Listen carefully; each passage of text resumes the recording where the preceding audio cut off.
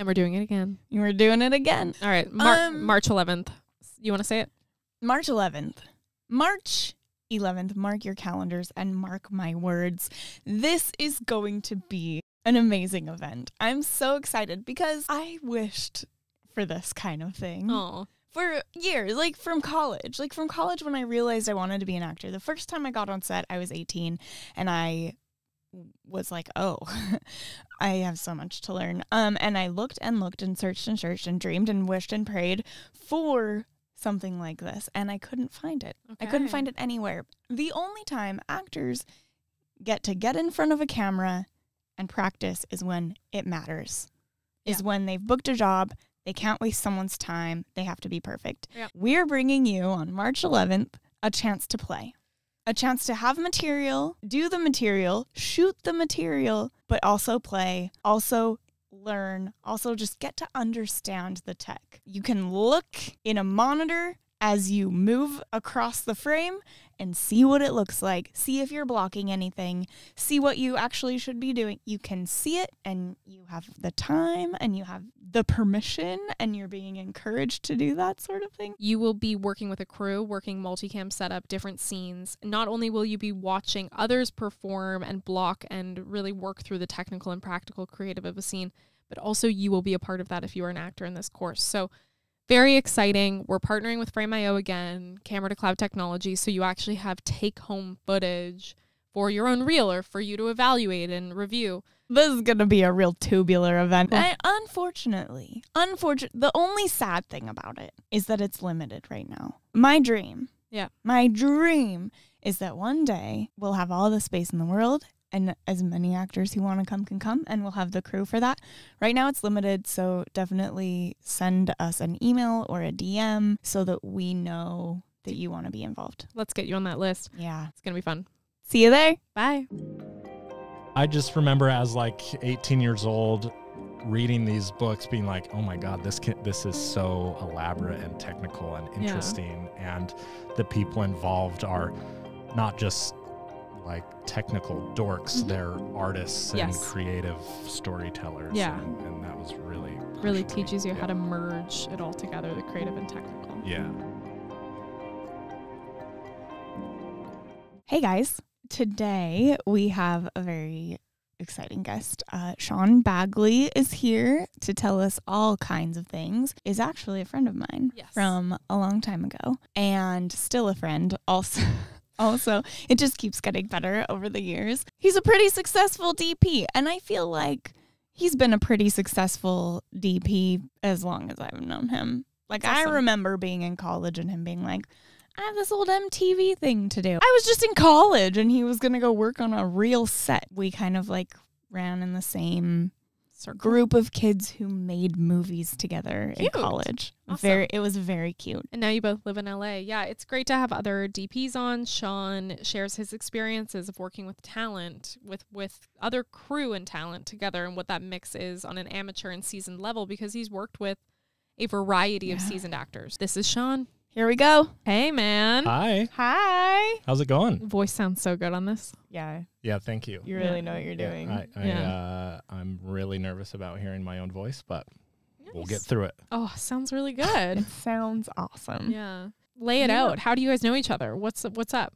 I know Sean from college. Wow. I was in college. He was kind of in college. Yeah, we weren't in the same in the same college, but we were college age. We had some same friends who we ended up working together a lot. Yeah. And Sean ended up moving into my building that I was living in. Oh, amazing. We lived in the same building. It was happenstance. I didn't like follow you into that building.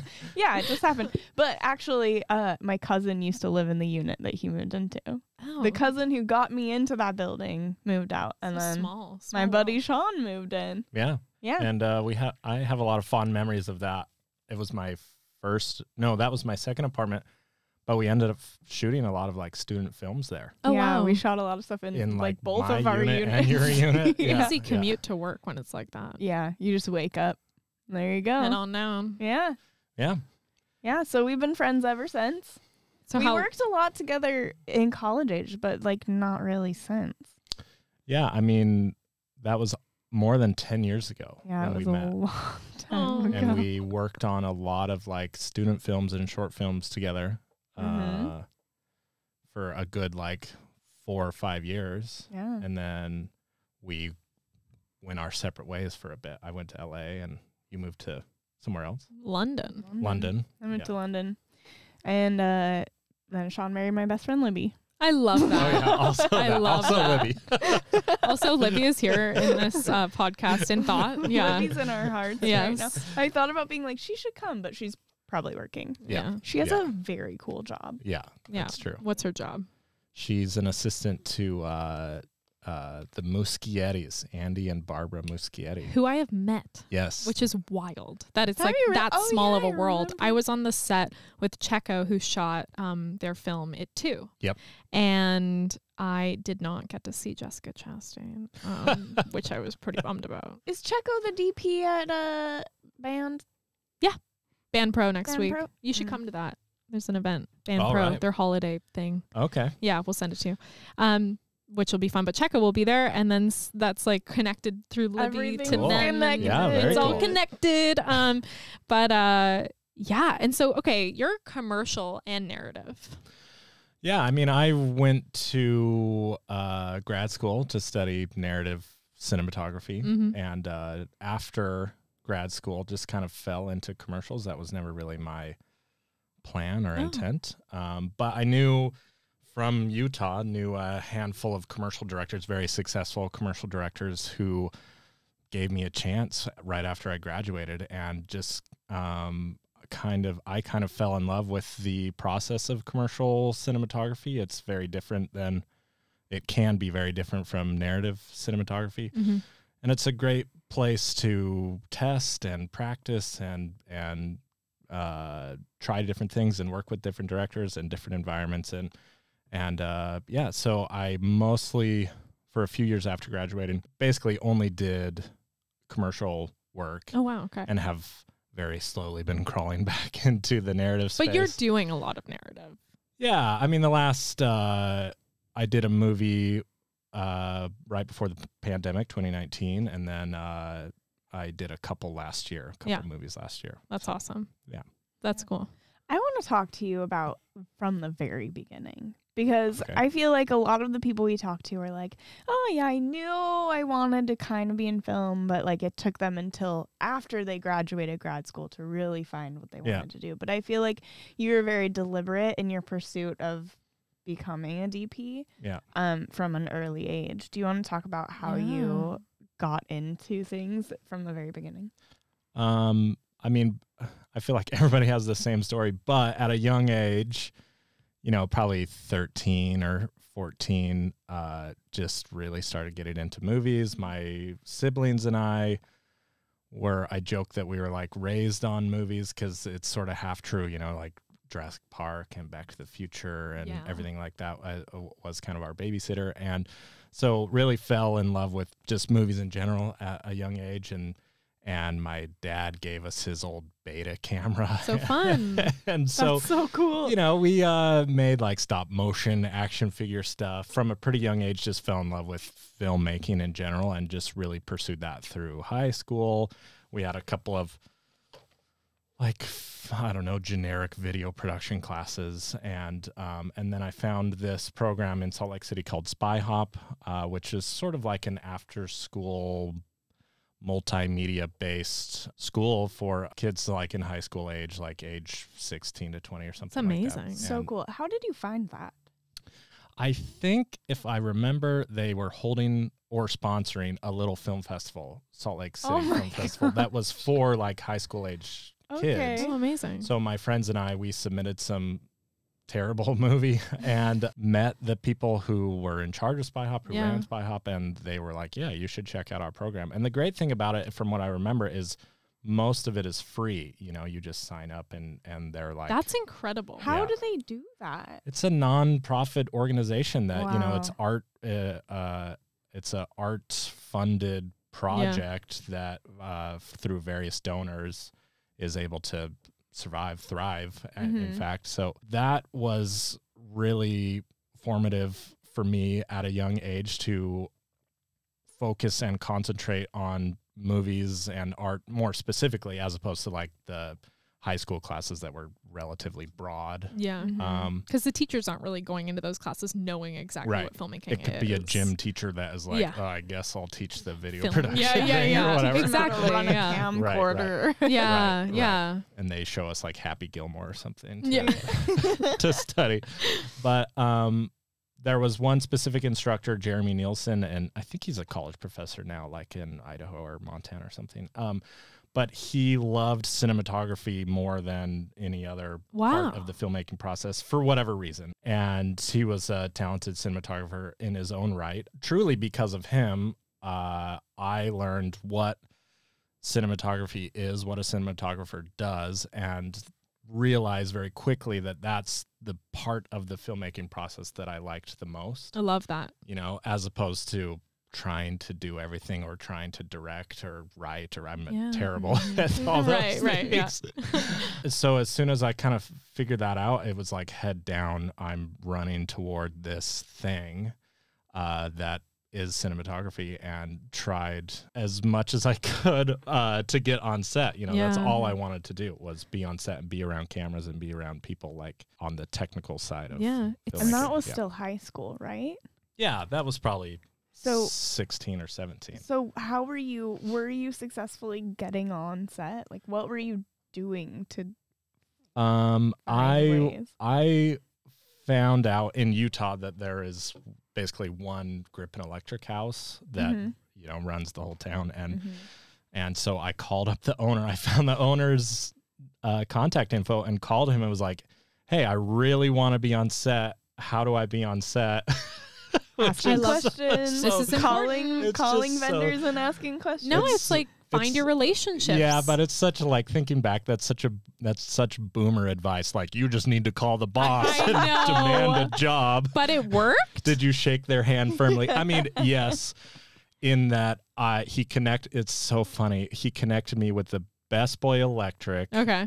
Because they were probably loading the truck at the time of a terrible movie called National Lampoon's Awesomest Maximus. It was their spin-off parody of Gladiator films, basically. Oh my God. Swords and Sandals. And wild. But for a teenager to even be connected. Yeah, to but like that. I was like, I will come work for free. Yes. I will be your intern. I just want to be around sets. And I remember his name's Doug. He's a really generous man. He was the best boy. He was like, yeah, let me find out if the insurance will allow it. So, you know, he connected with the production, and it eventually led to me working basically every other day for free on this movie. And, you know, it was like an indie movie. It was probably 10 or 15 million. And I was out there in the dirt, wrapping cable, you know, basically doing whatever these guys wanted, sweeping out the truck. With gloves or without gloves? I probably bought gloves a week into it. Right? Realizing very quickly that I needed them. I know, yeah. And of course, you know, one thing led to another, and the Grips ended up hiring me for a couple days. You know, they're like, we feel bad you've been working. Throw him some money finally. Back-breaking free labor for weeks. And I worked a couple days, and that was like the best thing that could happen to me. Made it. Yeah. Yeah. But I remember being on that, I quickly realized that I wanted to be in camera department. You know, camera was, you know, it's a little less back-breaking labor, which is suited for me. But also I just wanted to be around the camera and closer to the action, you know. So I schmoozed up to a couple of the camera assistants and ended up getting a camera. I think I got a camera internship next. You know, it was a handful of freebies. Yeah. Before I got on something that paid me. Thank God you didn't have to pay rent yet. I know. Yes. Yeah. I think it lined up like I graduated high school, and then pretty quickly after that, I got like one of my first paid camera assistant jobs. So the thing that's amazing to me about this industry, and I think you'll find this as well, is the mentorship, that you don't really have to ask for people to mentor you. Like, people come out of the woodwork and they're like, that guy, he went out of his way to just be like, well, insurance, get this guy. I mean, and in his head, it's like not a big thing, but for you, as your first experience on set, you're like, holy shit. Like, and it's just the small stuff like that I never really understood when I was getting into film. Like, why is that person helping me? Like, why are they asking that next question? Why are they trying to like pull the weight, even if I'm not getting it for, you know, if I'm working for free, you know, why are they going out of their way to help? And it's just such a beautiful part of our industry. And I think especially within our department, and then it's just like a natural thing that you pay it back eventually too. And so I love that. I love that you have that experience as well. Yeah, I probably have 4 or 5 different people who at a young age, I didn't realize it at the time, but they were really offering an olive branch, you know. Yeah, it was really great. It's very sweet. Like, that's what we talk about. Like, when we talk about community and support, it's like, that's what I want for everyone to experience and understand. It's just, I love that so much. Yeah. Well, and then I remember, I think, by the time we're all in college, you were like working pretty regularly. Yeah. Like, oh, wow. You were an AC on like something MTV. One time, and we were like, "Oh my god! Like, Sean made it. That guy's out of here for MTV now. It's too good like, for us. Yeah. We're all just like at school in English class, being like, Sean's fucking on set making money today." I mean, it was I like I said, I eventually started getting onto stuff where I was getting paid and met some. It's interesting that at the time I met some local Utah commercial filmmakers and paired up with them. This guy named Rick McFarlane, who is a very successful commercial director in Utah, and eventually started working as a camera assistant on everything that they did, and that sustained me money-wise for, you know, pretty quickly out of high school. And then it's a small community there in Salt Lake City, so I, you know, started working for one focus puller who would do a movie, or I think what you're referring to is that 3D show Nitro Circus that was like a huge chunk of my time as a camera assistant. I mostly worked as a second. I did a little bit of focus pulling, but I was pretty bad at it. So, but I was good at you know, all the responsibilities of a second, carrying cases up hills. Yeah, the back-breaking stuff. Yeah, exactly. I got a little piece of advice from a key grip once who we became pretty close, and he knew that my eventual goal was to be a cinematographer, and it's easy to become content in the job that you have and not try to push yourself to move up into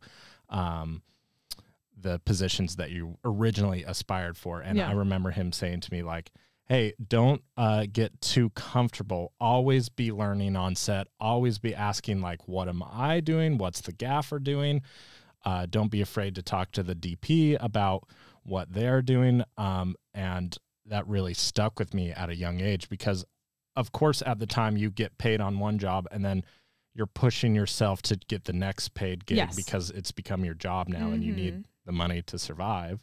So it's always really hard to have that burden, but also the drive to keep learning and keep aspiring for, you know, what you eventually want to do, which in my case was become a cinematographer. So second day seeing, were you also DPing smaller things on the side? Yeah, like the stuff with Haley. Yeah. We probably did 5, 6, 7 short films. There's a lot of stuff. That's amazing. It was a lot of stuff.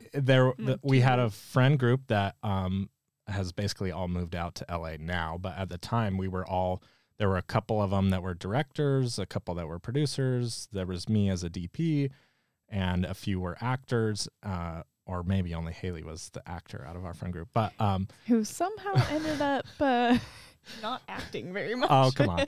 But we would basically rotate and do one short film and then switch it up a little bit and then do another short film. And that occupied a lot of my creative need as a cinematographer. Wow. While I was a scene. So we have, was always juggling both. And then you had did you use any of the stuff that we shot when you decided to go to AFI? Yeah. Basically all of it. Yeah.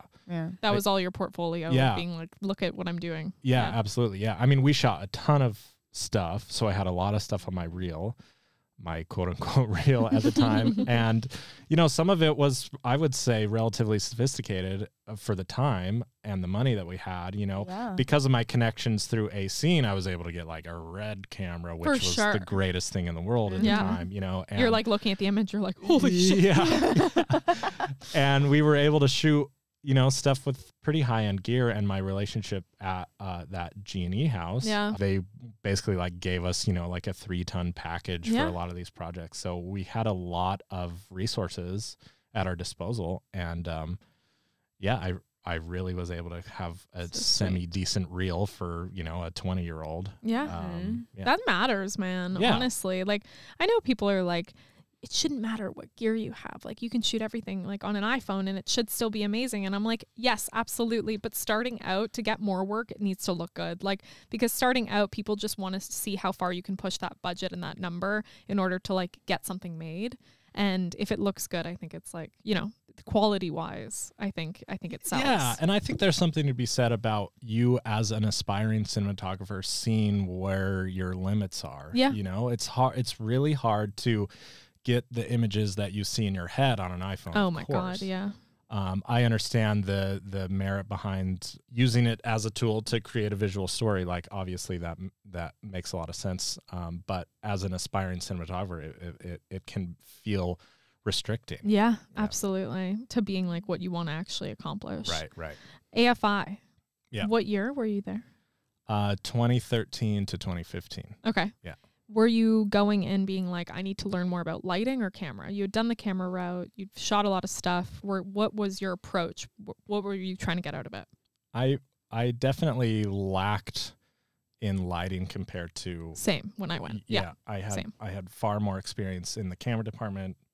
I had done, you know, I had shot some of my own stuff, but I had also operated a little bit before AFI. So I had a lot of experience in the camera department, which was challenging because, you know, you team up at AFI and everybody wants to use you for the skills that you already have. Yeah. So I was looking to learn more and become a better gaffer or lighter, and everybody wanted to use me as a focus puller or a camera operator, which, you know, it's fine. I get it. It is what it is. But I tried to emphasize my lighting experience. That's great. Or tried to gain more lighting experience.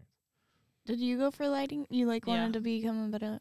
Well, I had done so much camera at that point, and I worked for Hawk for years, so I understood lenses and what I needed out of my image that way. But lighting, I had I didn't even know how to set up a C-stand. Yeah, like, it's probably more difficult to gain that experience just kind of like out of pocket as a kid. Yeah. You know? I mean, it's just hard to get on set, especially if you're like ACing like we both were, to be like, how am I supposed to just like practically learn lighting? Yeah. And experiment enough that, because you can't really fuck up on set too much. Yeah. I mean, it sounds like you had a really supportive friend group, obviously, but even then you're like, I only have this package for a day and a half. Like, you know, let's, you know, make the most of it. When did you guys reconnect?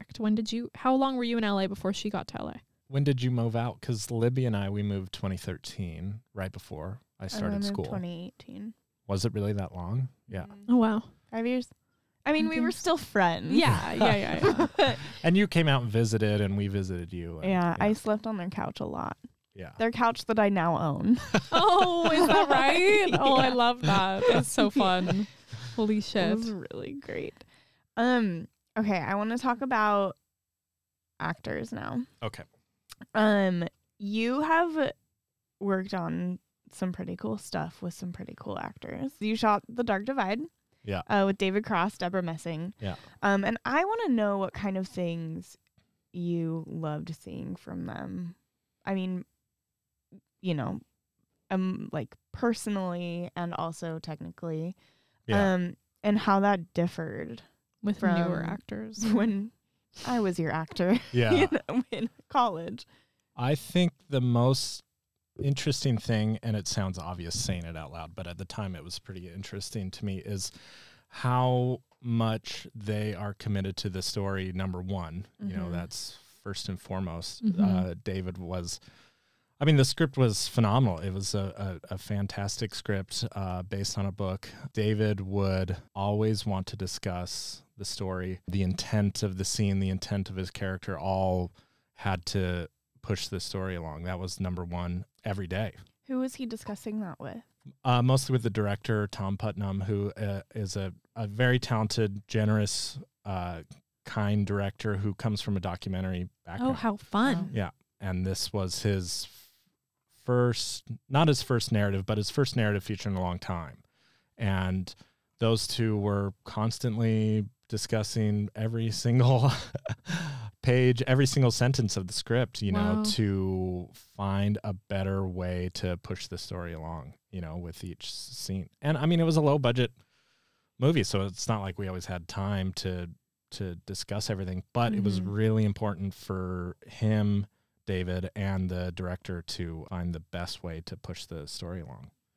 Wow. Yeah. It was really, really fascinating to watch and to, you know, participate in those discussions as much as I could, you know. Did it change your visual language based off, like, were you prepared for the amount that they were talking on set based off of the prep that you had done? Did it change actually your visual language because things had, you know, the way they were talking? Yes and no. I mean, the intent visually was, and this is in part to Tom's documentary background, but the intent visually was always to have I don't really like the phrase, but a docu-style approach. Okay. You know, so it was a lot of handheld, a lot of natural light, all that kind of stuff. And, you know, it was an indie movie. It was like $1.5 million shooting for 20 days. So there's no money and there's no time. Because of that style, that visual language we set up during prep, it allowed us to carry that pretty easily over into anything that changed based on their discussions, anything that came up. Great. Yeah. So it kind of fit within that.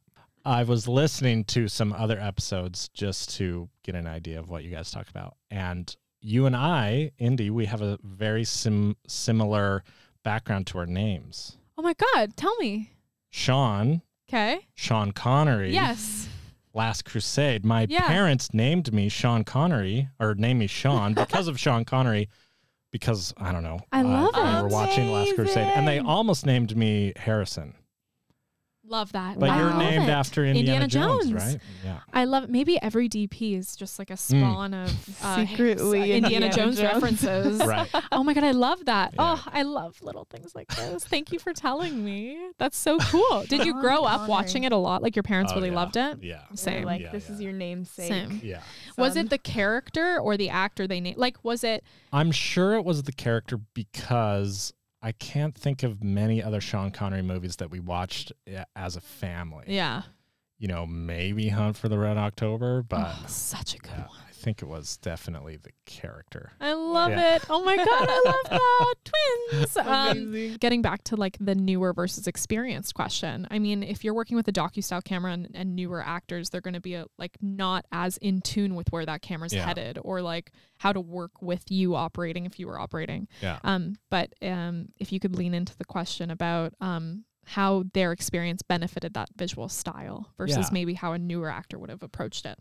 I think David specifically has so much experience with that type of camera work. You know, he comes from comedy and improvisation world. And so he's just a natural genius at that type of work. You know, it's both being aware of the camera, but also forgetting that it's there, you know.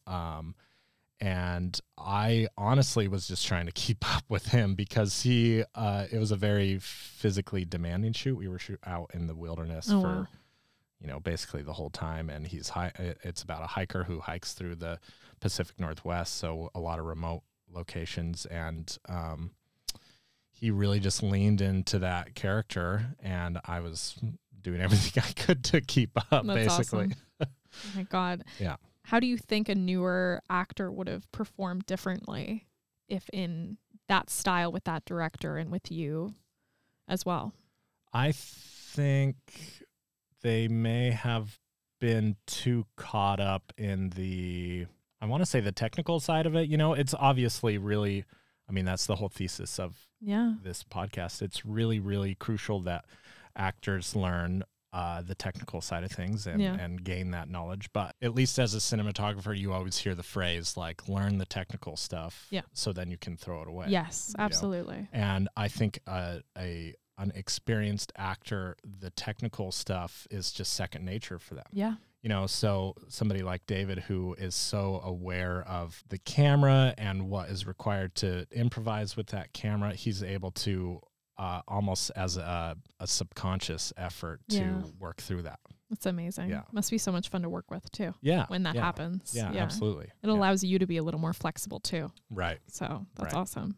What was your your working relationship like from day to day with them? Was there a lot of interaction with you personally, or did kind of everything go through your director? Yeah, I mean, we became pretty personal pretty quickly because a lot of it was just him and I was operating. So, you know, a huge chunk of it is me following him or me leading him or me keeping up with him or whatever, because of the nature of the small budget and the sort of docu style. It really was just the two of us. So we had to really communicate with each other on what we were doing, what was happening next. And yeah, that was really crucial. Were you having conversations about, like, say you were following him, were you like letting him know that you needed a certain pace, or was he like leading it? What were those conversations like? Yeah, that happened a lot. Okay. Good. No, so communication was happening about all speeds and leading, following, and there's always a lot of like, hey, could you maybe do that like 80% speed? I can't keep up with you. I love you know, the percentages. It's like an unspoken thing of like, we're just going to communicate in percentages. Like, I just love it because it's like, I don't know like about you, but like when I grew up as a DP, when I was learning how to DP, no one was like, we talk in percentages, but it's just a natural language that all of us pick up on. Like, hey, 20%. And it's like, who like anybody really knows what that means. I love that. I literally love that. Like, it's just a funny thing. Yeah, but that's totally accurate. Yeah. I don't know if this is the right thing, but I always try to give technical notes to the actor as a last resort. Specifically to what we were talking about earlier, like, hey, can you do that a little bit slower or whatever? Like, to me, that is interference that, unless it's crucial, like, hey, I actually lit on the other side of the room. Can you go stand over there or whatever? Yeah. But anything that could be a slight challenge for performances, I always try to avoid. Yeah, I get it. Yeah. Do you feel like that's because they don't know what you mean? Like it's just like too much for them to handle? I guess it probably depends on who it is. You know, as like working with experienced actors, I don't want to be an interference with their performance. Of course, yeah. You know, the performance is number one on the priority list. And if you're doing something that's supposed to be natural and documentary style, then the less interference, the better. Yeah. And it's okay to have them be a little faster for 1 second and then you catch up to them. And I mean, because they get used to, I would imagine the audience gets used to that style very quickly too. Right. When you've established it that way. So it's kind of like that cheat into there. That's cool. And then commercial, very different. Yeah. So working with talent in a commercial sense, are you more technical? Because they have to land on things. You have boards, you have, you know, clients on set that have to get lit this way, and you have 20 people weighing in on decisions. What is your interaction with talent? How does it vary? I guess it just depends on what you're doing, but it can be incredibly technical, and you're basically, you can be using people as props, unfortunately. That is the tendency for commercials sometimes. So it's about them getting out of the car at the exact moment and stepping onto their mark at the exact moment while you're like swinging a Technicrane or whatever around them, and you have to do it in 2 seconds because it's only a 30-second spot, you know, and it can be incredibly technical, and sometimes you have to be really adamant about hitting the right positions for the performance or whatever. Do you go to your director first for that, or do you go, or I guess I know you're working with directors you probably work with a lot. Yeah. So have you established relationships with them where they know you're just going to go to talent, or do you always go to them first to be like, hey, because they must know it, but it depends on the director, yes, but some directors I work with all the time, and I just talk to the talent. Nice. I just say, hey, you need to do this, you know, and it's, you know, it's not an issue. Yeah. So, do you introduce yourself to the talent? Yeah, I always try to. I mean, I have a tendency to be I don't know, socially awkward or whatever. That's why I'm a cinematographer, as opposed to a director. But I always try to make an effort to introduce myself to the actors, especially if I'm operating, because you're, the closest to them. Yeah. You're the first person they look at after cut is called. Yeah. So it's pretty crucial to establish some kind of relationship early on. Yeah. Should an actor, if you haven't said hello, I am Sean, should an actor introduce themselves to you? Yeah. I mean, why not? Okay. We should have a mutual understanding. Yes. I'll say the camera operator and the actor. Yeah. Especially if it's handheld, or especially if it's like in an intimate space. It's pretty crucial. Yeah. It's like, another actor in the scene. That's the camera operator, essentially. Yeah. Mm-hmm. What are some of your favorite things that you see from actors, like coming in for commercial and for narrative? I love to see, it's cliche, but to see a collaborative effort from the actors. Mm-hmm. That, to me, that's going to yield the best results when you, the cinematographer, the actors, and the director are working together to get the goal that you want.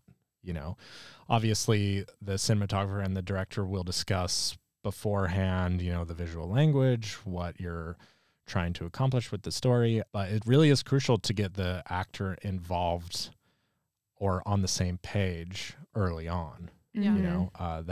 That's pretty crucial. I think what they don't teach you in film school is, as a cinematographer, having early discussions with the actors about your intent. Nice. How early?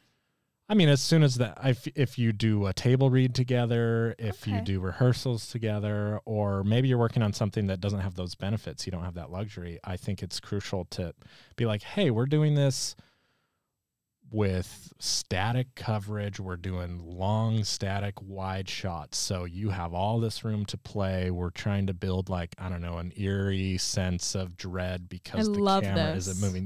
That sort of stuff. It's so important to have those conversations. I've never had a conversation like that. And that could be wildly helpful. For sure. Especially when like actors, and I don't know if you've had this, but like I've had actors be like, why aren't we getting more coverage on me for that? And you're like, but they don't understand that maybe the director just wants like one long take, that like a moving master or something, you know what I mean? And if you don't give them any context, they might also be like saving that emotion for a close-up they're not getting. And absolutely. And I'll say, like, I think for me, traditionally, I felt like having those discussions with an actor, I may be stepping on the director's toes. Yeah. But I don't think that's just not the reality of the filmmaking process. You need to all be collaborating together for a common goal. I love this. Yeah. So I love that. I think as early as you can have discussions with the actors, and that helps build a partnership anyways. Yeah. So down the line, when you're running out of time and you're on hour 12 or whatever, and you're like, fuck it, we'll just go handheld, the actor might be like, hey, but that wasn't the plan. Yeah. And you're watching each other's backs, basically. I know. I love a world where that happens every time. That would be really ideal, especially like if you're talking about that experience versus newer conversation when it comes to like actors. I think it really would benefit newer actors because they have an idea going into the first day on set, like, this is the type of movie we're making. Yeah. Mm-hmm. And I think directors will come from that conversation a lot of the time to actors from more of an emotional standpoint, like script and story. But the hugest part is like, you as an actor are the most crucial part of executing the visual language we are working hard on building. Right. You have to know what it's going to look like. Yeah. You have to have an understanding of what it should look like. Yeah. Because otherwise you're making a completely different movie. Yeah.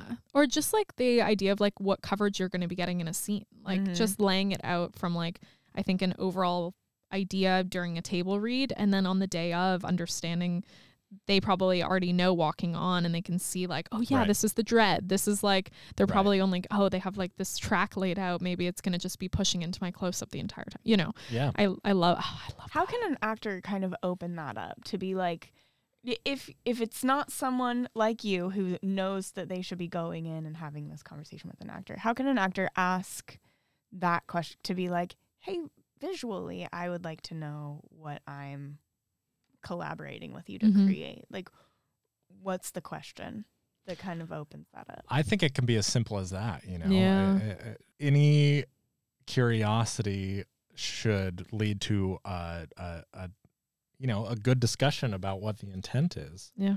You know, as an actor, I think it's as simple as what you're saying. Just like, hey, what are we, you know, if it's a short film, what's the vibe? What are we what are we going for? Yeah. You know, and there should, in a perfect world, there shouldn't be any like nerves or feel intimidated or whatever to have that conversation. That's just part of the process. Yeah, hopefully it's open enough and collaborative enough that we're giving off that vibe to an actor too. Like, come to me, what do you need? You know, right. And you know, if you have a more comfortable relationship with the director, then start the conversation there. Yeah, you know? Yeah. I love that. I literally love a world where this able. would be a conversation every time. Like, it should be expected, because it is like, you as an actor are like the most crucial part of executing things we're working hard on creating. Right. And also if you know, we're brought in late because a DP drops off a project and the actor's actually been there longer than we have, what is the conversation that we're coming into as well? And are we on the same page? So it's important to have that. That's awesome. Yeah. And I mean, if you just think about like, you know, the best actors in the world, like you think Daniel Day-Lewis and Paul Thomas Anderson aren't constantly talking about the visual language as part of their overall discussion, steering prep, and throughout production. It's got to be a constant discussion. Exactly. You know, and it will only benefit the movie as a whole. Yeah. What are you thinking, like, so percentage-wise, narrative versus commercial, where are you at right now?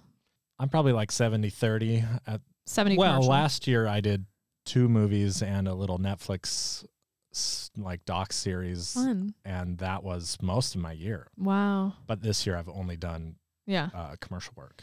What do you think commercial is lacking compared to narrative when you're having conversations with people on set on the creative?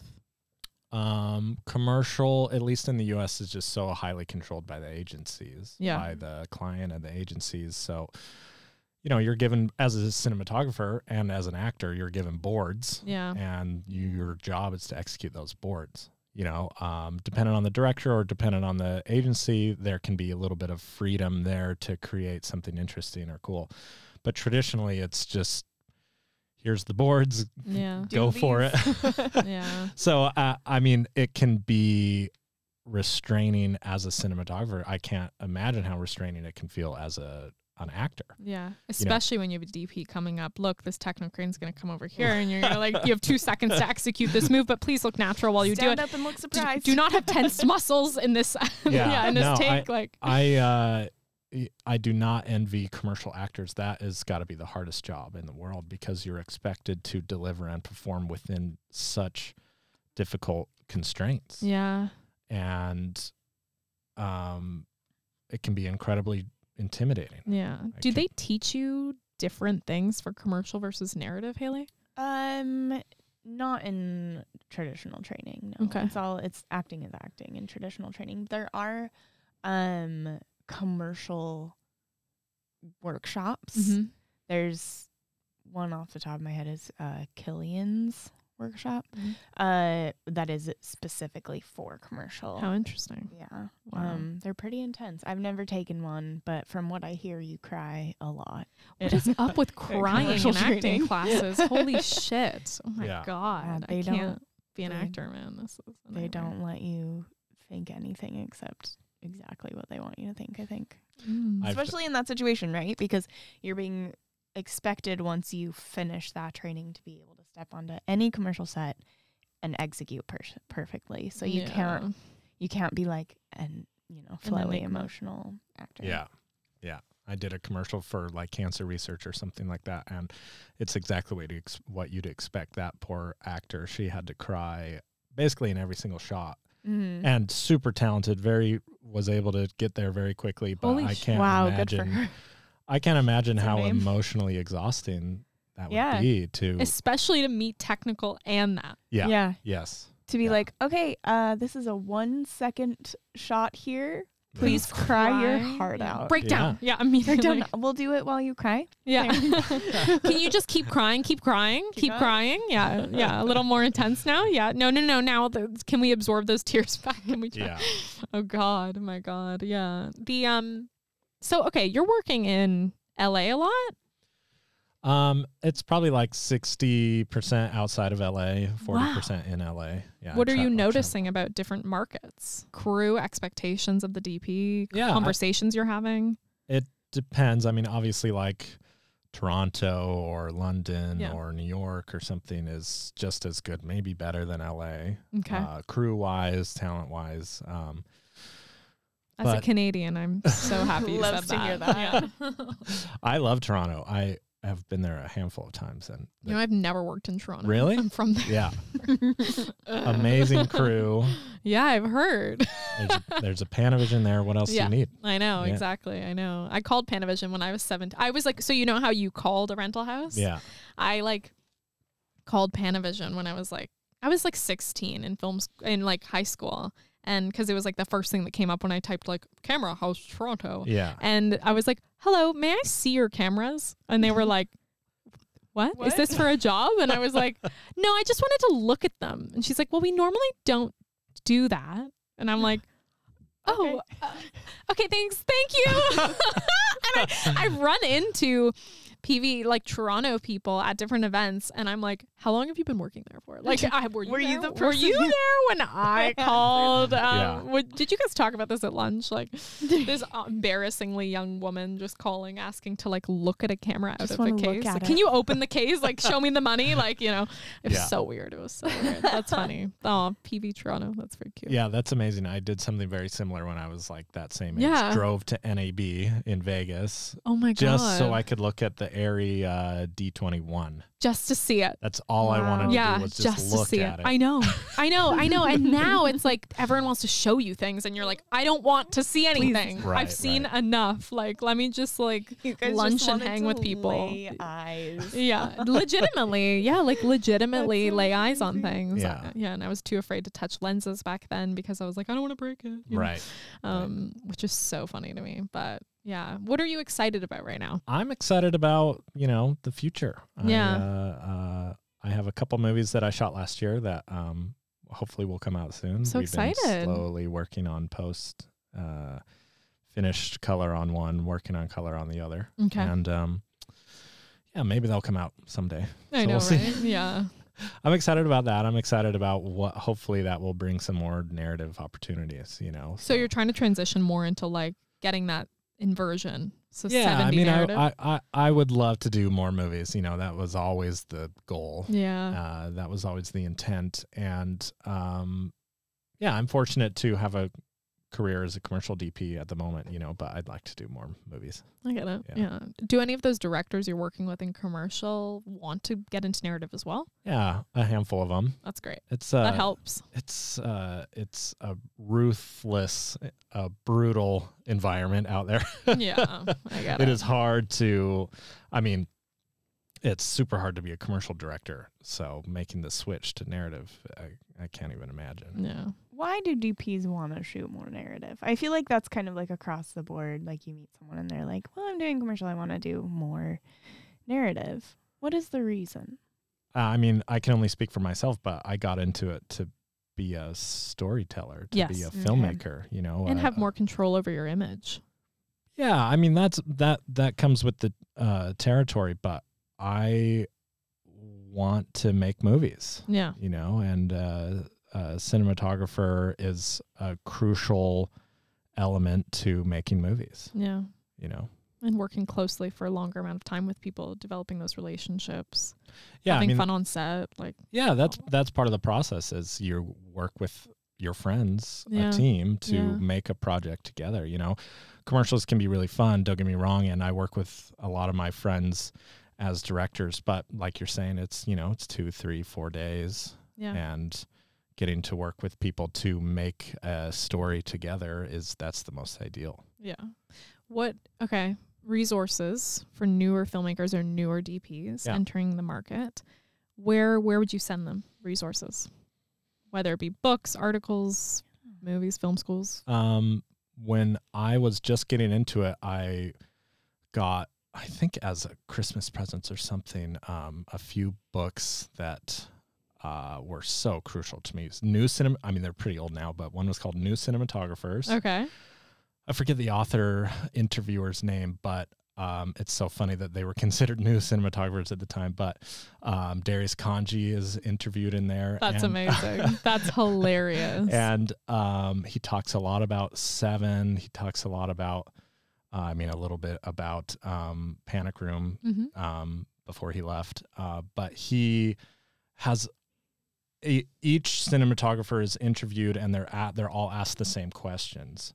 And one of the questions is like, what's the most important tool a cinematographer can have? And everybody's like, oh, a light meter, or a viewfinder, or, very tangible physical tools. And Darius Kanji says a good director is the best tool a cinematographer can have. And that has stuck with me for a super long time. So check out that book. And then there's another great book called Reflections. Oh, cool. That I think the ASC published it. Okay.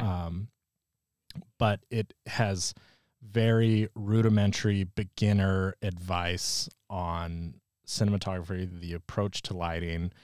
It breaks down different scenarios. Like there's a breakdown of like a Budweiser commercial, I think, fun. And lighting a glass of beer and how incredibly technical and complicated it can be. Love a good breakdown. Yeah, but I just remember as like 18 years old reading these books being like, oh my God, this is so elaborate and technical and interesting. And the people involved are not just like technical dorks, they're artists and creative storytellers. Yeah. And that was really teaches you how to merge it all together, the creative and technical. Yeah. Yeah. Okay. Awesome books. We have to wrap up, but I have one more question. Oh, okay. Go for it. What is the most like helpful collaborative thing that an actor can do for a DP? Being vulnerable and being open to a discussion with the cinematographer, I think is really crucial. And it should go both ways. But the best thing an actor, at least in my experience, can do is just approach the DP and be like, hey, I'm so-and-so, excited to do this. What are we doing? How can I help? How do we help each other? Yeah. Kind of a thing. Cool. I love that. Yeah. Well, we have to wrap things up. Sure. So happy you're here. This was fun. I love talking to DPs, man. This is great. I'm like, I feel you. We're on the same wavelength here. Yeah. Just super. DPs are the best, man. We're cool. We're cool peeps. Where can we find you? Instagram. What's your Instagram?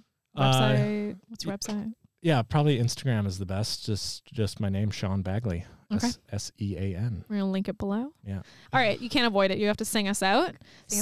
It can be a little line. You can make it up. It can be a real song. Whatever you want. A few seconds. Okay, I'm gonna be vulnerable. This one is for Libby. Okay. Oh my gosh. She made me listen to the whole album a few weeks ago. Karma is my boyfriend. Karma is a god. That's all I have. That was great. Fantastic job. We love a little karma in here. That's great. Thank you so much, Sean, for being here. It was fun. You'll catch Sean at some of our upcoming events. Not the next one, but the next one after that, maybe. Yeah. Someday. He's a part of our little community we got going on. Yeah. Thanks, everyone. Yeah. Thanks for listening. Thanks, Sean. Bye. Thanks.